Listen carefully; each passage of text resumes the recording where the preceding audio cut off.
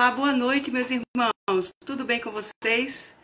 Estou muito feliz de estarmos aqui mais uma vez para conversarmos sobre a doutrina, sobre a nossa doutrina, aqui atendendo ao convite do Centro Espírita 9 de Outubro, de nossa querida amiga Aldenora Sabino. Bom, hoje nós vamos falar, antes de nós começarmos, queremos fazer a nossa prece, para que nós possamos assim nos harmonizar e podermos receber a assistência amorosa dos bons espíritos. Vamos lá. Senhor Jesus, amigo incondicional de todas as nossas horas, estamos muito felizes de estarmos aqui, reunidos e unidos em seu nome, Senhor Jesus, para mais uma tarefa na seara do seu amor, da sua consolação, da sua justiça, que nós possamos ser muito bem assistidos por toda a espiritualidade amiga, que cuida das nossas casas espíritas, que cuida dos nossos lares, que cuida de nós, Senhor. E agradecendo a confiança, a assistência, o auxílio que sempre nos dispõe, Senhor, para que nós possamos estar em paz, tranquilos, com a nossa consciência em paz também. Muito obrigada, Senhor. E assim damos por iniciado o nosso trabalho da noite de hoje. O nosso tema hoje é sobre nós mesmos, nós os cristãos, nós que somos os trabalhadores da seara de nosso Senhor Jesus. E a lição de hoje, ela está em O Evangelho segundo o Espiritismo, no capítulo 18, no item 16, que trata sobre reconhece-se o cristão pelas suas obras. Então nós vamos refletir um pouco sobre digamos assim, essa condição de nós podermos ser realmente reconhecidos como cristãos, para poder então ver como é que anda a nossa cristandade, a nossa cristianização, e não a nossa cristalização em ideias contrárias, em atitudes que não sejam as atitudes, digamos assim, esperadas pelo nosso Mestre Jesus. Então vejam bem, Jesus, ele diz uma fala muito séria, não é?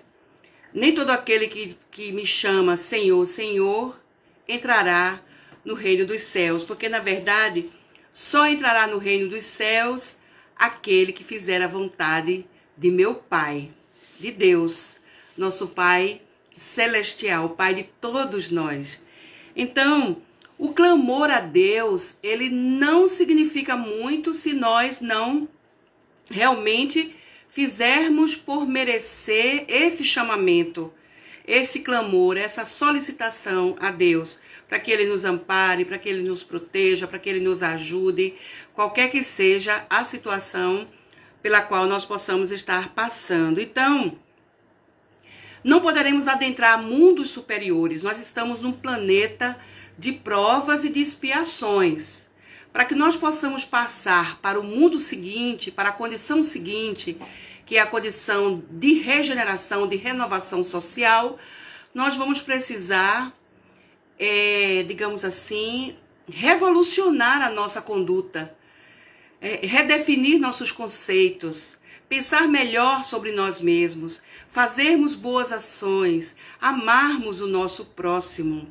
Então, não adianta, por exemplo, fazer ofertas a Deus, oferendas a Deus, como bem disse Jesus também na sua lição, se nós ainda estamos brigados com alguém, estamos insatisfeitos com alguma coisa.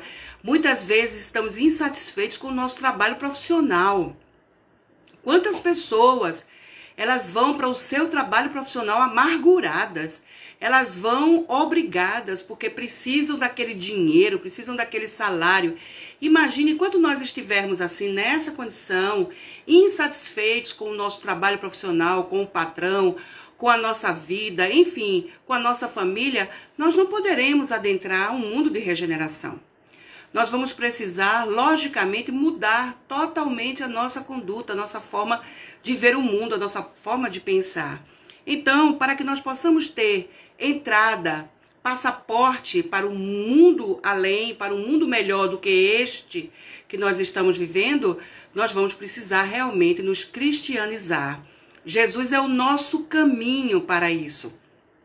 Jesus nos trouxe uma vida nova. Eu sou o caminho, a verdade e a vida para Deus. Ou seja, ele nos trouxe verdades até então desconhecidas, que mediante o estudo que nós fazemos dos evangelhos de Mateus, de Lucas, de João, de Tiago, de Pedro, de Paulo, enfim, de todos eles, nós vamos entendendo realmente quais foram essas verdades que Jesus trouxe. E há pessoas que duvidam de que Jesus tenha realmente vindo, o Filho de Deus, o eleito de Deus, o enviado especial de Deus, tenha passado aqui na Terra. Há pessoas que não acreditam e ainda esperam a chegada desse Messias. Então, pela nossa imperfeição contundente, não temos dúvida da nossa imperfeição. Aqui na Terra, todos nós somos imperfeitos. O ser perfeito que passou aqui por nós chamou-se Jesus. Ele sim é já um espírito superior, um espírito puro. Então ele pode ir em qualquer planeta, ele pode ir em qualquer lugar que seja inferior a ele, porque ele vai levar superioridade. Ele vai levar uma nova esperança para qualquer povo que ainda esteja muito atrasado, como foi o nosso caso, quando ele esteve aqui há 2000 anos atrás. Então, pela nossa imperfeição, nós não conseguimos pleitear um mundo melhor. Mesmo que peçamos a Deus, Senhor, me tire dessa situação, Senhor, me leve para um lugar melhor.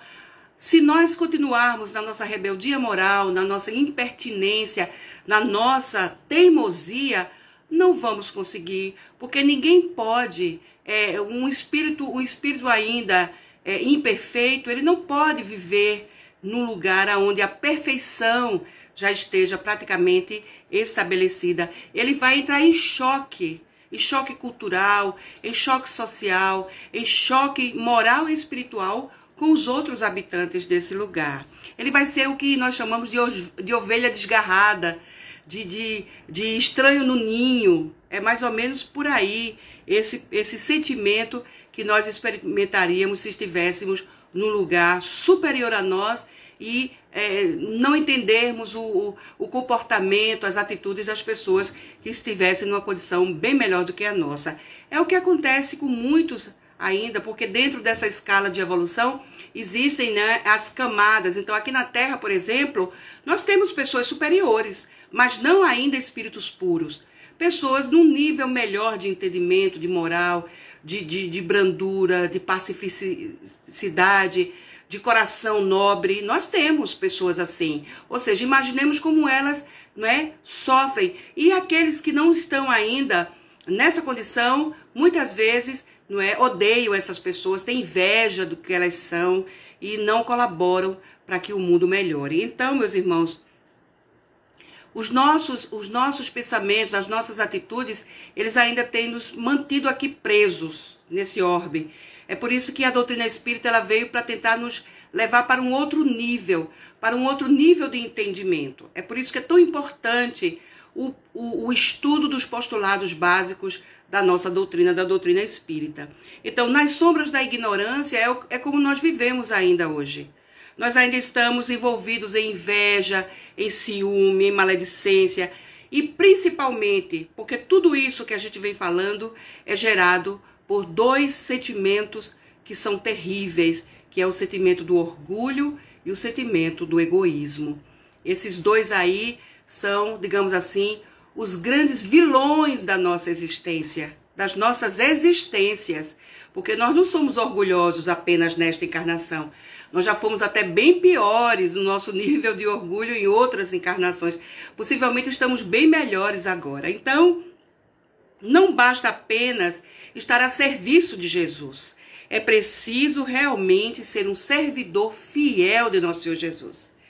E para que a gente possa realmente entrar nessa condição de servidores fiéis, de servidores amoráveis, de servidores realmente, digamos assim, conscientes do seu papel, da sua tarefa, do que veio fazer aqui, nós precisamos mudar muito a nossa conduta, o nosso comportamento. Então, o Espírito Simeão, que é o autor dessa lição, ele nos trouxe grandes ponderações acerca dessa condição de que nós precisamos realmente nos identificarmos como trabalhadores de nosso Senhor Jesus. Porque cada um, ele coloca aqui que é muito importante abrir os ouvidos. Olha que interessante. Mas são os ouvidos físicos que ele está falando? Não, são os ouvidos da alma. Esse daí nós precisamos realmente, não é, estar com eles bem atentos,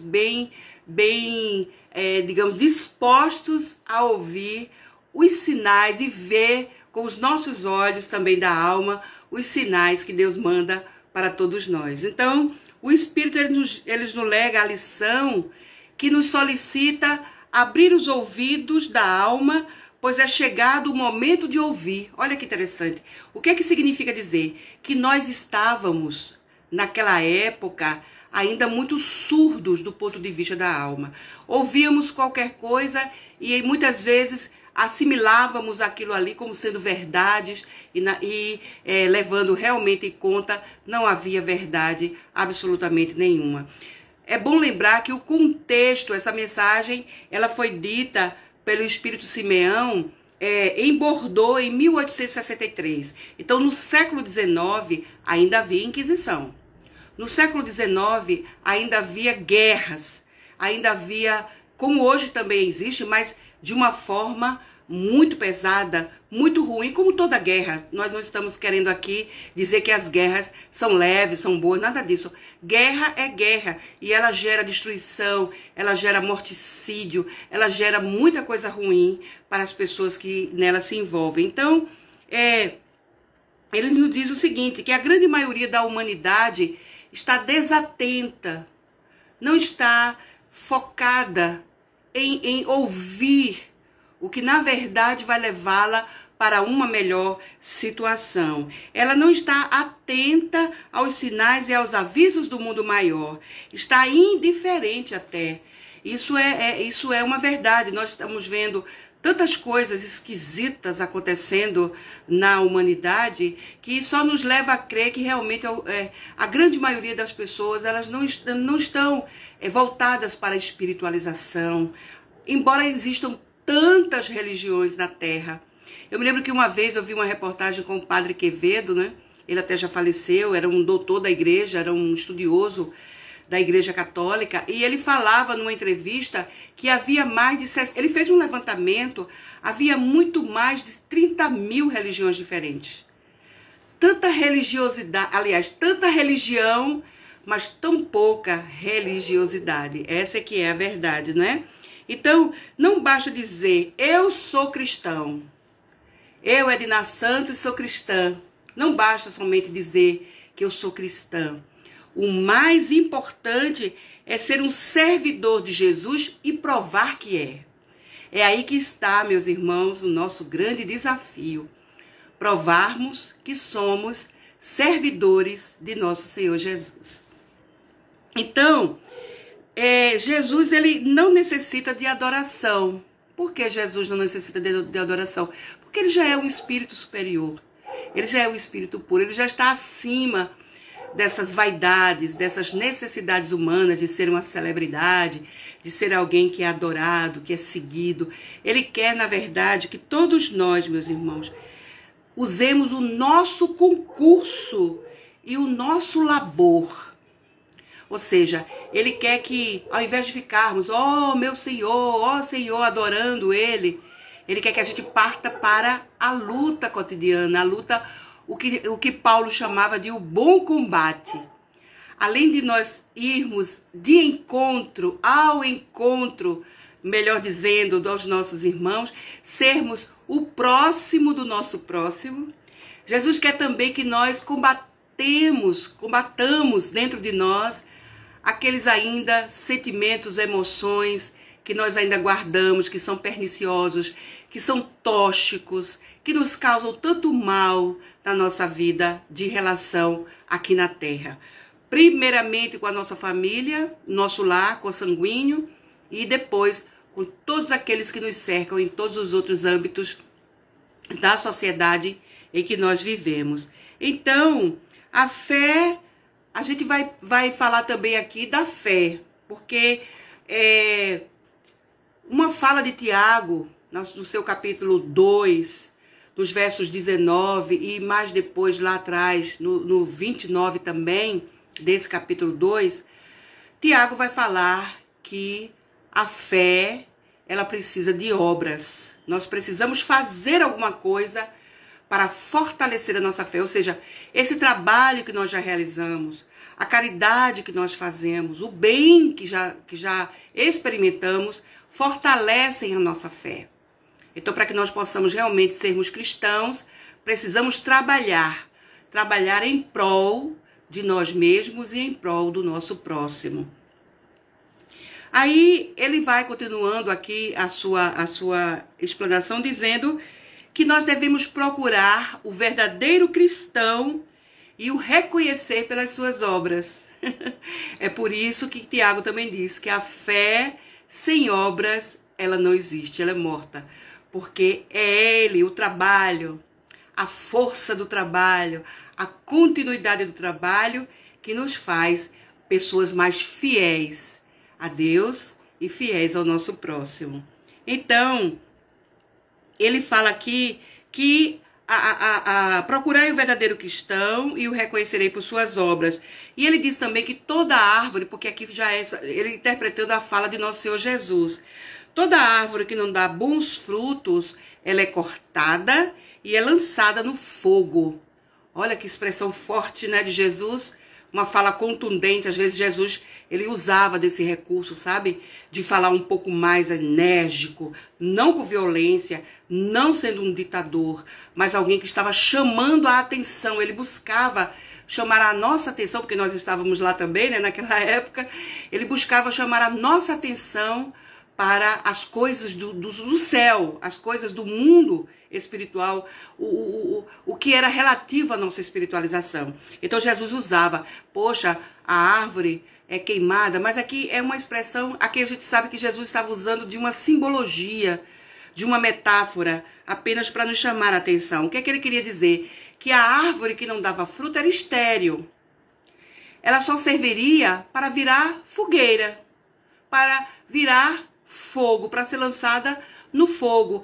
Pelo menos aí ela seria útil, porque ela traria calor, ela traria iluminação. Ou seja, ela seria uma espécie assim de matéria-prima para as práticas cotidianas. Então Jesus usou de uma atividade que era normal, acontecia isso, eles cortavam as árvores para fazer, então, transformar em lenha para as suas lareiras, para os seus fogões. Por quê? Para poder ter fogo, calor, cozinhar sua comida, aquecer os seus corpos na época do frio e também iluminar a casa. Então, aí o Espírito ele parte para a árvore, os frutos. Falar de árvore, falar de fruto é uma coisa interessante, porque é uma metáfora que Jesus usou, porque todo mundo sabia o que era uma árvore, não é?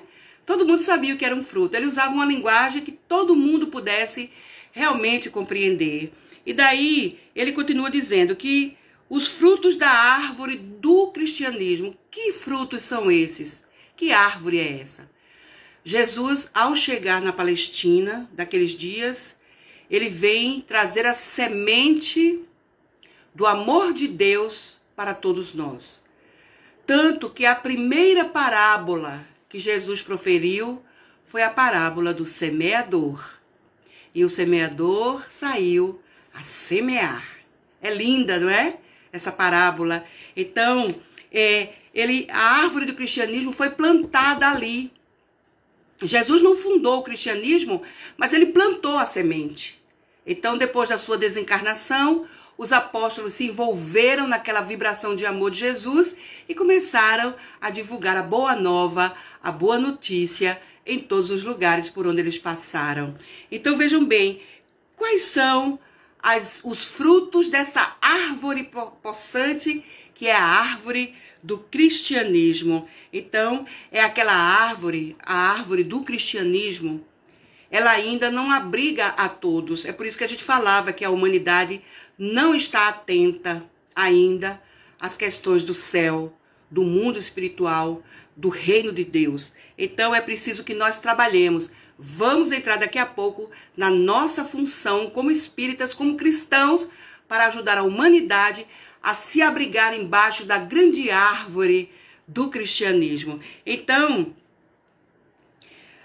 essa árvore, ela ainda não abriga todos, mas o Espírito diz que eles estarão sob ela. Então, ele já faz uma espécie assim de premonição, que no futuro todos nós estaremos embaixo dessa árvore maravilhosa que traz sombra, que traz frutos, que nos ajuda a nos sentirmos mais confortáveis, nos sentirmos muito melhores do que nós estamos. Então, os frutos da árvore do cristianismo são a vida, por isso que nós devemos valorizar a vida, não podemos ser favoráveis a qualquer tipo de ação que possa impedir a vida, pena de morte, eutanásia, aborto, drogas, tudo que possa trazer danos para a vida, nós não podemos ser adeptos, coniventes.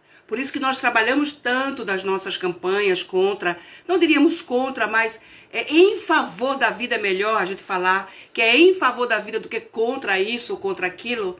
Então, os frutos da árvore do cristianismo são a vida em primeiro lugar, a esperança, ou seja, o consolo de que minhas dores vão passar, de que meus problemas vão um dia ter final. Eu tenho que sair do chão da vida material e colocar minha cabeça nas nuvens da vida espiritual. Eu preciso conviver nessas duas realidades. O pé no chão, porque eu estou na terra, estou vivendo no mundo, mas também a cabeça nas nuvens, ou seja, no mundo espiritual, na vida futura. Sem a crença na vida futura, não há esperança, não há fé. E o outro fruto importante para a árvore do cristianismo, que ela nos fornece, é a fé, é a confiança na vida futura, a confiança em Deus, a certeza do amor e da misericórdia de nosso Pai Celestial. Gente, existe mecanismo de amor mais, digamos assim, nobre do que a reencarnação? Nós sabemos que nós vamos ainda ter outras oportunidades lá na frente, a minha vida futura está garantida, a minha imortalidade está garantida. É uma maravilha isso. E somente a árvore do cristianismo, agora, como cristianismo redivivo e espiritismo, é que nós vamos comer, nutrir nossas almas com esses frutos extraordinários, que são os frutos da árvore do cristianismo que Jesus plantou a semente. E agora é o nosso dever manter essa árvore de pé. Então, são as virtudes divinas que realmente são divulgadas, começaram a ser divulgadas. Nós estamos falando que quando o cristianismo começou, foi tão bonito, não é? Os apóstolos envolvidos, Maria, mãe de Jesus, trabalhando junto com João, Pedro trabalhando junto com Paulo, com outros apóstolos, enfim. Então, as virtudes divinas, elas começaram a ser divulgadas ainda na época de Jesus, assim mesmo depois da sua desencarnação, mas continuaram milênios adiante. Só que nós sabemos que durante alguns milênios, no caso, alguns milênios não, né? No primeiro e no segundo agora conosco, que já estamos no terceiro, mas no primeiro e no segundo houve, digamos assim, muita manipulação do cristianismo. O cristianismo, ele mudou muito, Na verdade, houve homens que aqui o Espírito Simeão, ele chama de maus jardineiros.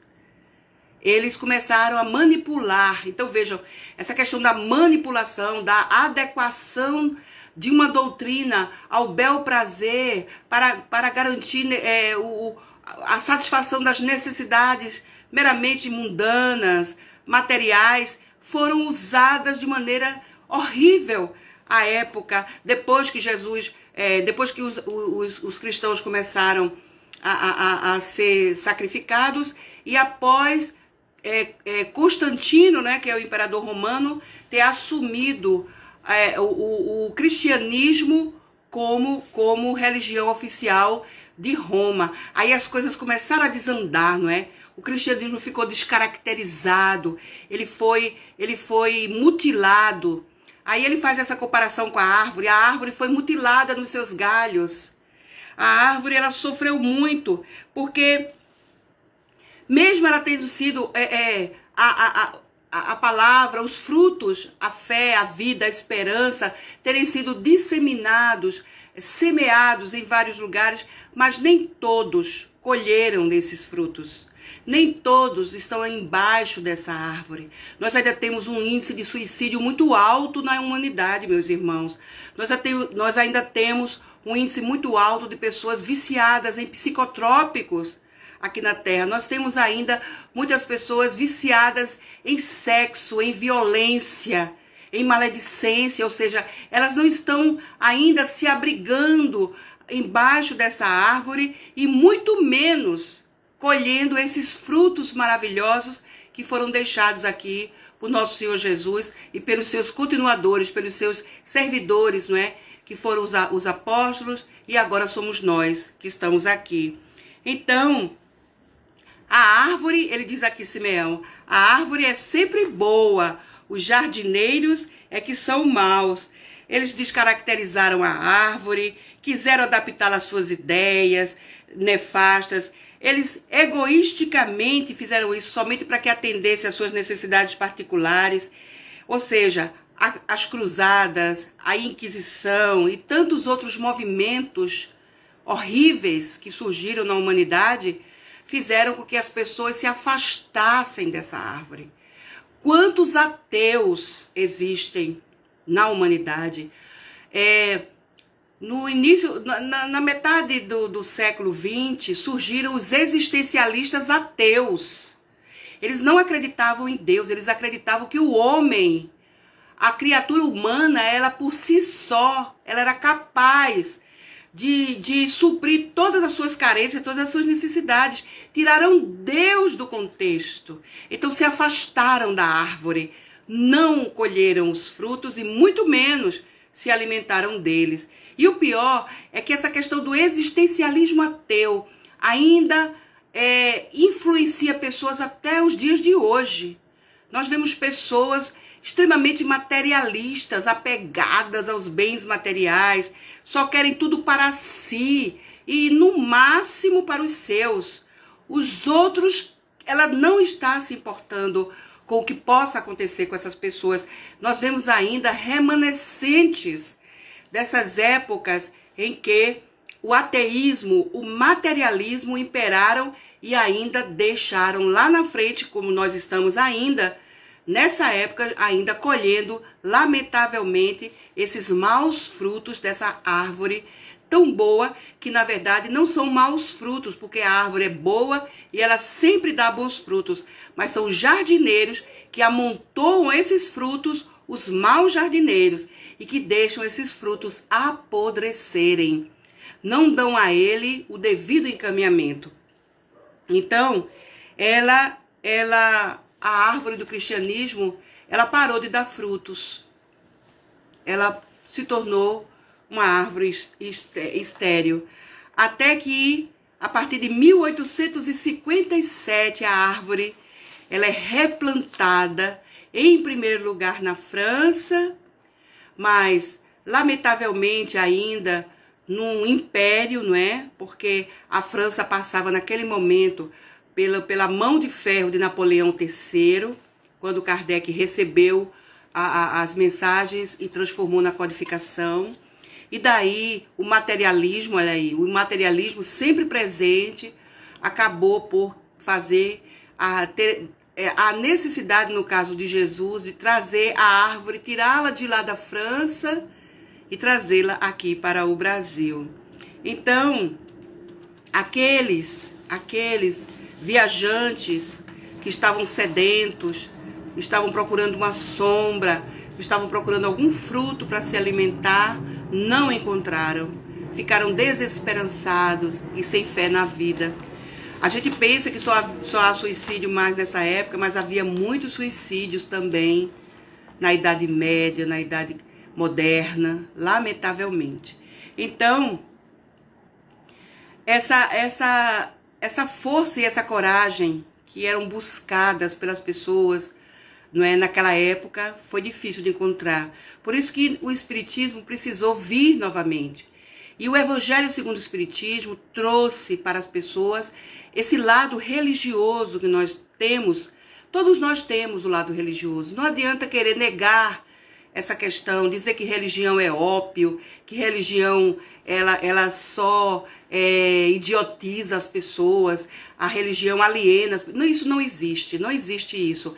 Existem pessoas que não sabem levar a religião. Mas a religião em si, ela nos leva a Deus. Ela nos liga ao nosso Pai Celestial e ela nos faz muito bem. Então, essa cobiça, a sede de poder, né? Pessoas que, por exemplo, os reis, eles só se sentiam coroados se fosse pelo Papa. Eles levavam muito essa questão do poder, inclusive infiltraram isso dentro das hostes da igreja, não é? Da religião, não da religiosidade das pessoas, porque muitas pessoas resistiram a isso, mesmo sabendo que podiam ser mortas, queimadas na fogueira da Inquisição, mas muitos lutaram para manter fiéis a sua convicção religiosa. Isso é muito importante, ou seja, a sua religiosidade para com Deus, para com Jesus e na época também para com Maria de Nazaré. Então, abrir os ouvidos, meus irmãos, e o coração é o que nós estamos fazendo agora diante dessa árvore do cristianismo redivivo, que é o Espiritismo. Nós, enquanto espíritas, precisamos abrir os nossos ouvidos e abrir o nosso coração para o que o Espiritismo tem a nos oferecer como a árvore do cristianismo redivivo, o Consolador prometido de Jesus. Então, Jesus a plantou na Palestina, nós já vimos isso, transferiu para o Brasil. Olha, eu estou vendo aqui o existencialismo como pensador, Nietzsche, materialista, poderia ter contribuído muito com o cristianismo. Lamentavelmente, né, meu irmão, aliás, minha irmã Mônica, que colocou aqui, eles se prenderam apenas ao que era, o que eles podiam pegar, o que eles podiam, né, ver com os olhos do corpo. Esqueceram de olhar para o lado da espiritualização, abrir os seus corações e as suas mentes também para a experiência espiritualista.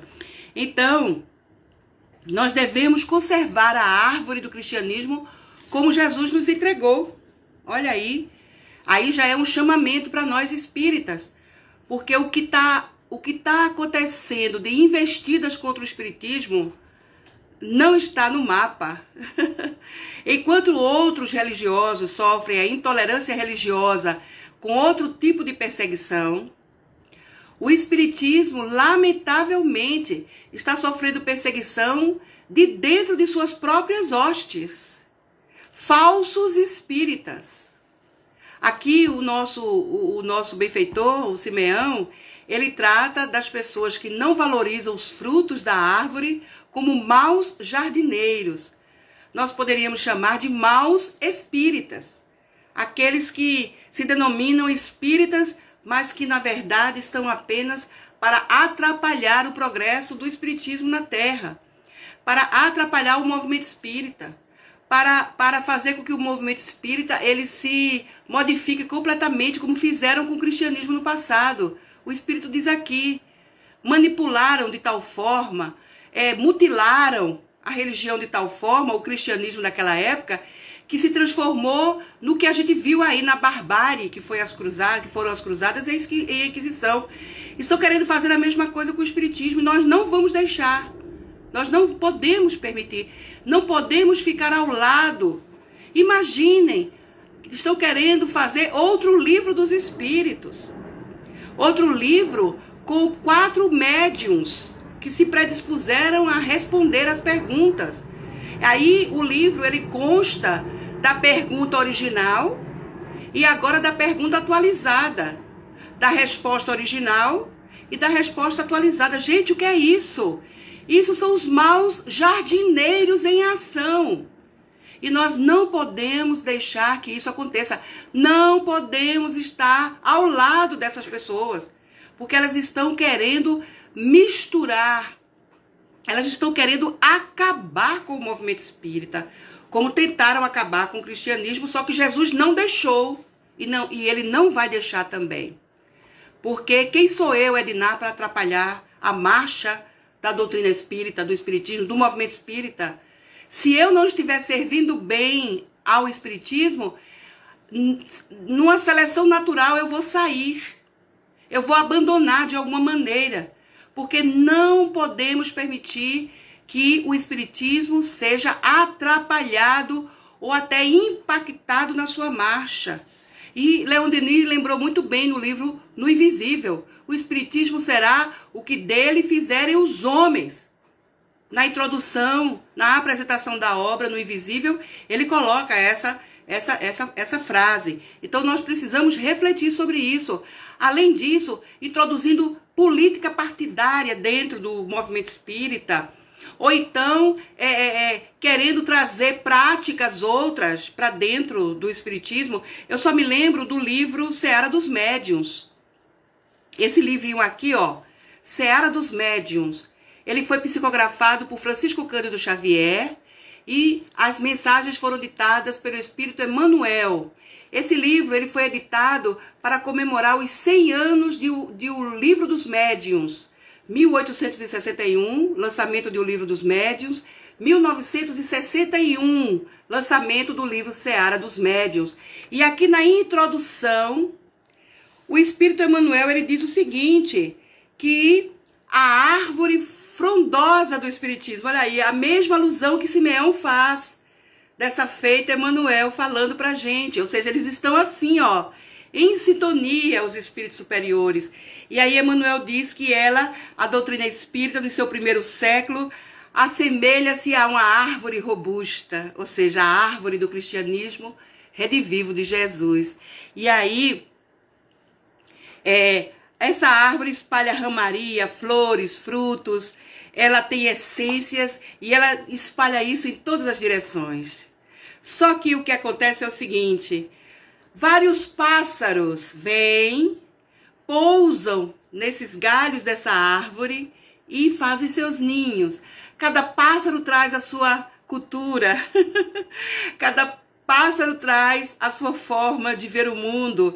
E aí, nós que somos os jardineiros, ele chama aqui que nós somos aqueles que somos os lavradores do campo, da seara do nosso Senhor Jesus. Nós não devemos perder a fidelidade e nem o carinho para que as suas raízes, as raízes da árvore do cristianismo redivivo, o espiritismo, o consolador prometido de Jesus, possa continuar adiante. Tá aqui, Seara dos Médiuns, na sua introdução. Aconselho todo mundo a dar uma lidinha. Então, meus irmãos, nós não podemos mutilar os galhos da nossa árvore. Que galhos são esses? São os galhos da ciência, da filosofia e da religião. Aqueles que defendem o espiritismo científico. Os outros aspectos eles nem dão muita atenção. O aspecto filosófico é o menos, digamos assim, que as pessoas se dedicam tanto. Agora, o lado científico, o aspecto científico e o aspecto religioso, aqueles que são contrários ao aspecto religioso. Já quiseram tirar o aspecto religioso da doutrina. Nós não deixamos que isso acontecesse. Jesus não deixou que isso acontecesse. Não deixaremos.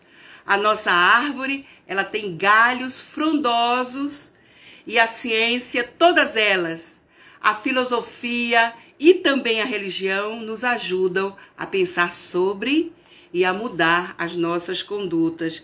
Os frutos benfazejos caem abundantemente agora com esse novo plantio, com esse novo replantio da árvore do cristianismo, ou seja, Esses frutos abundantes e doces, eles vêm nos alimentar a nossa alma de esperança, de vida abundante, de fé no futuro, de fé na vida, de fé em Deus e em tudo que Deus possa nos mandar de bom para a nossa existência. Então, não devemos nunca amontoar esses frutos, devemos sempre levá-lo para outras pessoas também poderem se deliciar. E é isso que nós estamos fazendo nas nossas casas espíritas, através das palestras, através dos simpósios, através de todos os eventos que nós fazemos em prol também do nosso próximo. De vez em quando eu dou uma olhadinha aqui nos comentários. Eu só não posso ficar respondendo a todos, mas vamos lá. Busquemos os famintos da alma. É aqui que o Espírito vai dizendo pra gente.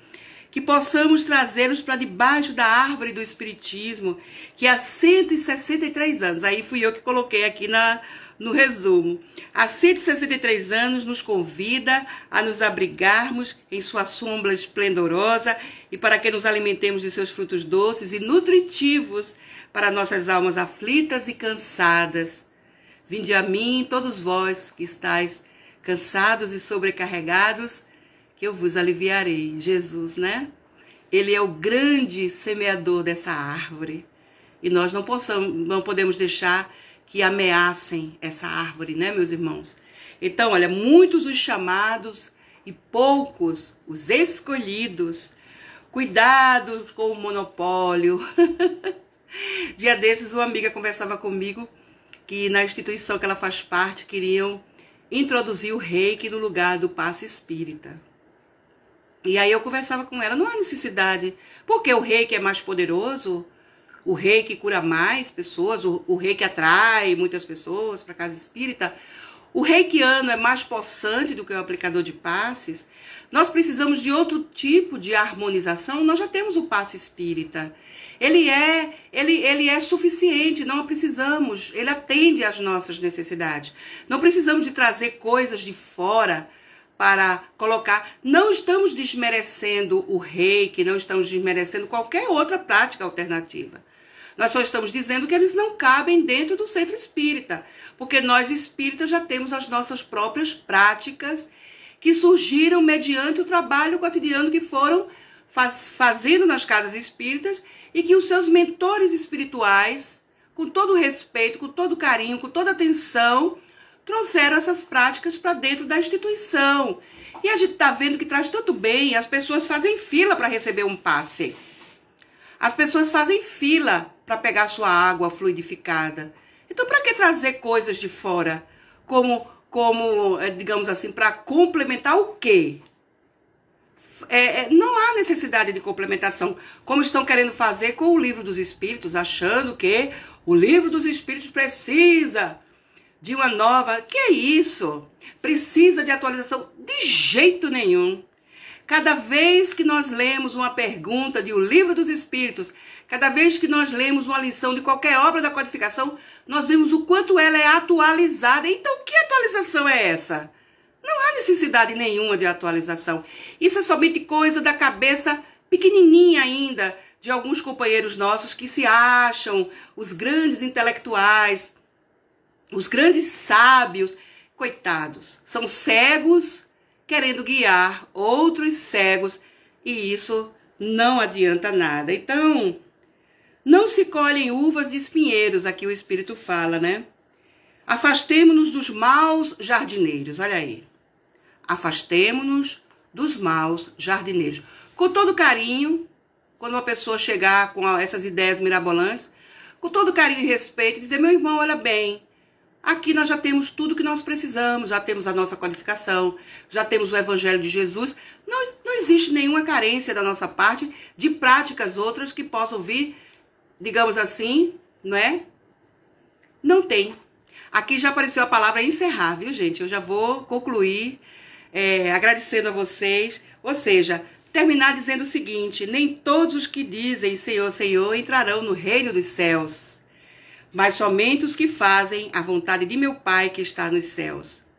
O Espiritismo veio de Deus para os homens, Não são os homens que fizeram o Espiritismo, que criaram o Espiritismo.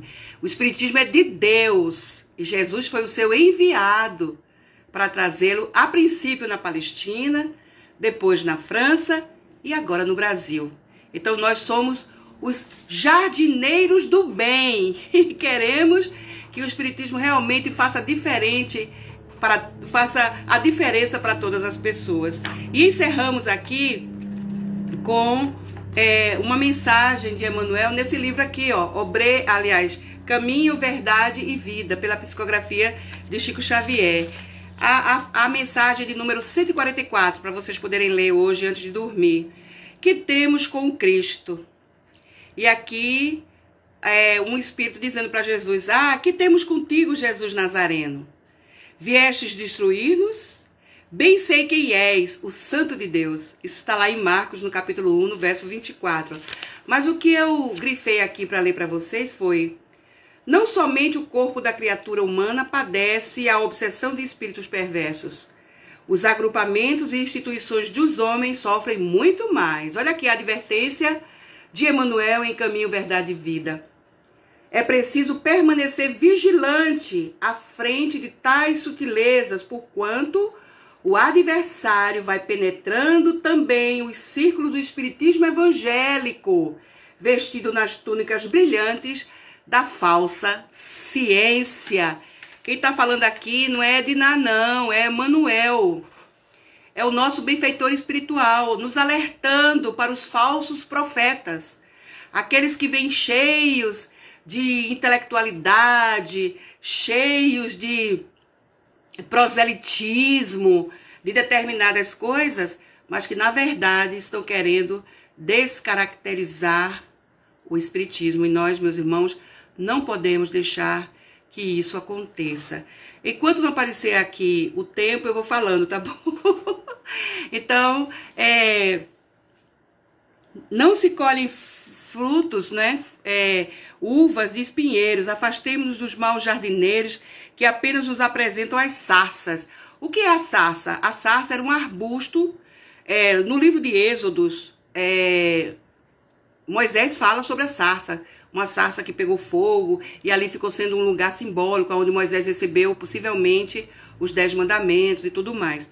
Então, o que é a sarça? A sarça é um arbusto que não dá fruto. Ele é estéril. Então, por isso que ele vai para o fogo, né? Então, tudo aquilo que não era útil, eles transformavam em fogo. Fogo aquece, fogo serve para cozinhar, fogo também ilumina. Então, ele diz assim que os arbustos que não dão frutos e nem flores, eles não devem ser, digamos assim, valorizados do ponto de vista do nosso entendimento do que seja a doutrina, do que seja o espiritismo. Então, essas práticas aí que as pessoas estão querendo introduzir no movimento espírita para desvirtuar a doutrina, na verdade é a sarça, que não traz frutos, não deixa nada de útil para ninguém. Então, assim, nesse sentido de não trazer a alimentação espiritual. Ela serve para outros fins meramente materiais, mas para a alma, para o espírito imortal que somos nós, que estamos aqui numa nova experiência reencarnatória, essa sarça que é apresentada, digamos assim, que simboliza essas atualizações do Livro dos Espíritos, essas coisas que querem trazer para dentro da casa espírita, isso não vai servir de nada, não vai ter nenhuma utilidade a não ser descartado. Então, o que nós precisamos fazer? Estarmos alertas, como bem nos chama aqui a atenção, porque isso pode ser também um processo obsessivo para com essas pessoas, e quando elas chegam em alguma instituição, que as portas são abertas para ela, que todo o apoio é dado para ela, aí a obsessão se torna coletiva, não é? Então aquela criatura trouxe, com aquele seu proselitismo, com aquele projeto, com aquela ideia mirabolante, um processo obsessivo para dentro da instituição. Daqui a pouco está todo o grupo obsidiado, influenciado, fazendo as coisas que não deveriam fazer, deixando outras pessoas chateadas, inseguras. Muitas pessoas abandonam essa casa espírita. Elas não concordam, daí como ela é voto vencido, como ela não é ouvida, ela sai e vai para outra instituição. Muitas casas espíritas que são fundadas, lamentavelmente, não é porque foram fundadas, elas foram, na verdade, fruto de uma dissensão, de uma dissídia, de uma ruptura. O bom é que as casas espíritas surjam da necessidade daquela comunidade, da necessidade daquela pessoa fazer o bem para com aqueles outros seus irmãos, fundando ali uma instituição espírita. E não porque brigou com alguém, porque tentou fazer uma coisa que ninguém quis fazer, e daí sai daquela casa, arrasta algumas pessoas consigo e funda outra casa espírita. Então, realmente, não é uma coisa boa. Essas pessoas, quando agem assim, meus irmãos, elas estão faltando com a caridade, inclusive. Porque o papel delas não é sair para fundar outra casa espírita para fazer concorrência com a casa que ela saiu. Na verdade, ela deve permanecer na casa onde ela tem essas dificuldades e, com humildade, ela tentar levar com o seu trabalho no bem, com a sua colaboração para aquela casa espírita, trazer para aquelas outras pessoas a conscientização. Então, que nós possamos ser bons jardineiros desse jardim maravilhoso que Jesus semeou e que nós agora estamos colhendo os frutos. Que nós possamos realmente aproveitar todos eles, levarmos para nossos irmãos que precisam da nossa palavra, do nosso afeto, que precisam da nossa acolhida, levar para eles também esses frutos, compartilhar com eles esses frutos. Tá bom assim? Então, obrigada, Clara Caeté, obrigada a Cleide Laureano, obrigada, Jailson, obrigada a todos vocês que vieram assistir e colaborar com as nossas, digamos assim, reflexões, né? Porque quem sou eu? Sou uma mera repetidora do Evangelho, repetidora da codificação. Eu amo estudar a doutrina espírita. Eu fui muito influenciada, quando eu cheguei no Espiritismo, por pessoas que amavam a Federação, que amam a Federação ainda, porque elas desencarnaram, mas continuam, né? Na espiritualidade, colaborando com a Federação, com o movimento espírita. Então, eu tive bons exemplos de espíritas dedicados. Isso me ajudou muito a estudar a doutrina, a querer também repeti-la, a levá-la para outras pessoas. Então, são esses frutos que a gente colhe e que a gente deve valorizar e compartilhar com os nossos irmãos. Vamos fazer a nossa prece? É isso mesmo, Mônica. Fora da caridade não há salvação. Que mais? Jailson fala dos melindrosos, né? Ô, Jailson, o milindre... Emmanuel diz que o milindre é um bichinho, né? Ele faz como é que eu posso dizer? A simbologia do milindre como se ele fosse uma lagartinha que vai comendo a folha devagarinho, né? Então é isso, o milindre, ele vai corroendo, ele vai comendo o nosso espírito de caridade, a nossa alma, e ser melindroso não é legal. Então, que Deus nos abençoe. Cristiano, obrigada pelas bênçãos, que Jesus possa abençoar você também. Quem mais? Cristiane, né? Cristiane Baracho. Aldenora, minha amiga, obrigada. Você é um anjo, viu? Obrigada por ter me convidado mais uma vez, pela oportunidade. Vamos fazer a nossa prece. Senhor Jesus, amigo de todas as nossas horas, é com muita alegria, Senhor, que estamos aqui mais uma vez, agradecidos pela oportunidade que nos concedestes, pelas pessoas amigas e amorosas que estiveram conosco durante esse trabalho, durante essa tarefa da palestra pública. Que todos possam receber bênçãos de amor, de paz, de tranquilidade, de consolação, principalmente de esperança e de fé. Que possamos, Senhor Jesus, continuarmos como jardineiros, cuidadores, agricultores da sua seara. Que nós possamos continuar assim, Senhor, para ajudarmos-nos intimamente na nossa autoiluminação, mas também ajudarmos ao nosso próximo. Obrigada, Jesus. Obrigada, Itagiba, Djalma Montenegro de Farias e todos os bons espíritos que são mentores das casas espíritas do nosso estado e que estavam aqui presentes também na noite de hoje. Muito obrigada, que Deus nos abençoe. Até a próxima, hein? Fiquem com Deus, tá? Estarei sim, Clara, na segunda semana espírita jaboatauense. Eu acho que é no domingo 8 de novembro, salvo me engano, não é? Bom, obrigada, Cristiane. Que Jesus te abençoe também, querida. Aldenora, cadê você? Estamos aproveitando aqui o make-off, né? Depois do trabalho, agora a gente pode conversar, pode ficar mais descontraído, né? Que Deus nos ajude. Obrigada. Olha, e leiam de novo essa lição. É muito legal ela, viu? Ela é muito legal. Tchau. Posso encerrar?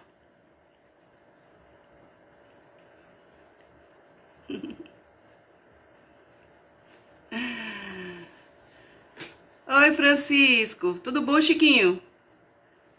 Beijo na sua esposa por mim, tá? Oi, Aldi.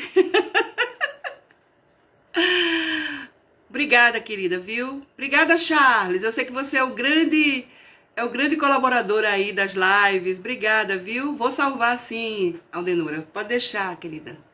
Obrigada, viu?